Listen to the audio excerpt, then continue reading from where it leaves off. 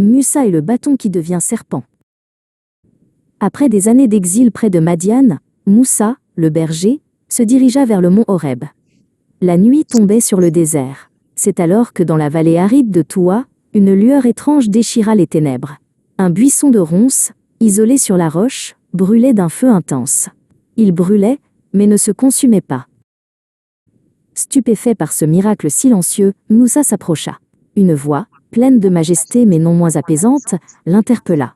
« Ô Moïse, je suis ton Seigneur. Enlève tes sandales, car tu es dans la vallée sacrée de Toua. » La voix poursuivit, révélant la charge colossale.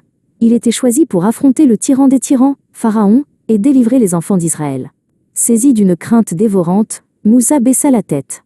« Mon Seigneur, murmura-t-il, je suis lourd de langue, et je crains qu'il ne me tue avant même que je puisse parler. » Pour le rassurer et le munir des preuves irréfutables, la voix demanda.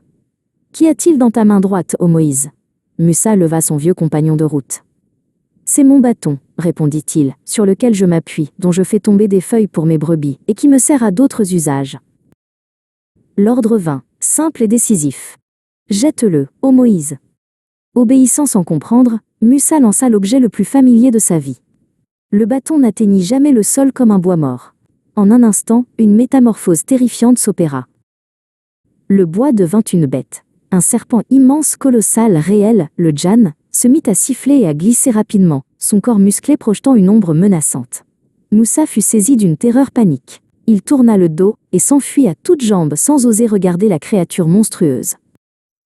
La voix cependant le rattrapa, plus ferme et plus douce que sa peur. « Ô Moïse, approche et n'aie pas peur, tu es du nombre de ceux qui sont en sécurité. » L'ordre de fuir cessa. L'ordre de la confiance remplaça l'instinct. Puis vint l'ordre le plus difficile. « Saisis-le et n'aie pas peur. Nous le ramènerons à son état premier. » Maîtrisant son effroi, Moussa s'avança, une main tremblante tendue vers le serpent. Au moment où ses doigts touchèrent les écailles froides, la créature se défit et redevint le simple bâton de berger. Leçon de puissance apprise, la voix lui offrit une preuve de grâce. « Introduis ta main dans l'ouverture de ta tunique, elle en sortira blanche et sans mal. » Moussa obéit, glissant sa main dans le vêtement rugueux. Quand il retira sa main, elle ne portait aucune maladie, aucune marque. Elle était transfigurée. D'une blancheur éclatante, émettant sa propre lumière, une pureté qui défiait l'obscurité. C'était le signe de la vérité absolue face à l'illusion.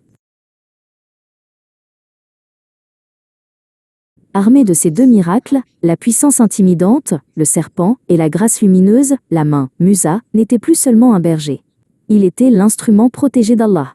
Le bâton familier était désormais le sceptre de l'autorité divine, prêt à défier le plus grand mensonge de la terre.